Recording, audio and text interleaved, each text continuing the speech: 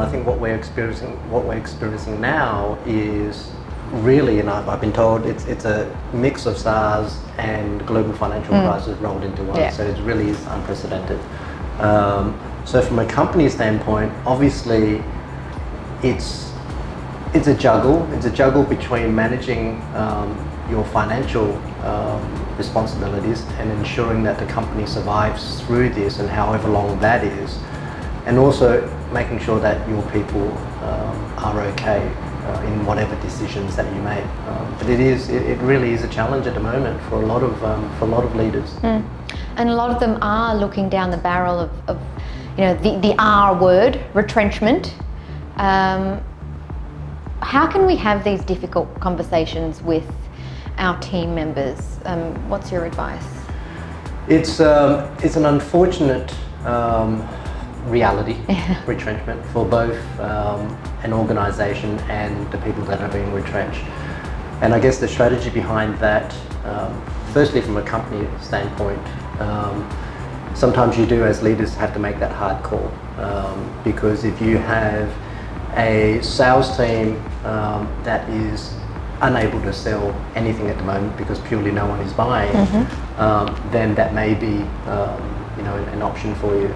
Of course, I'm sure that people have looked at alternatives first, using up annual leave, unpaid leave, but all that is going to ultimately depend on how long this situation lasts for.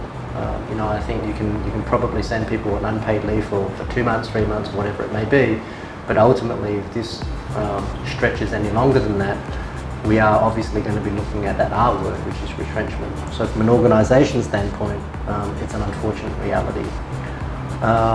From an employee standpoint, I'm obviously seeing a lot of people that have already started to be retrenched and get affected. And the first message that I would normally tell them, whether they're friends or even candidates, is pick yourself up. It's try and keep positive. It's the reality of really the situation that we are in now. It's not a reflection of your performance or your abilities. And I know it's hard, particularly for people that are going through perhaps it's their first retrenchment, and that's always hard to experience. It's a whole wave of emotions that they would be feeling at that moment. And I suppose it's also important for employers to communicate that as well. It's not a reflection on your ability, it's just the unfortunate reality in which we're currently living. Yeah, absolutely. And also not forgetting the communication, not only to those that are affected by the retrenchment, but one key aspect that I sort of see organisation potentially always sort of neglecting is the ones that remain. The ones that remain within the organisation have lost colleagues that they've worked with for years, and their friends and so forth, and that doesn't get addressed.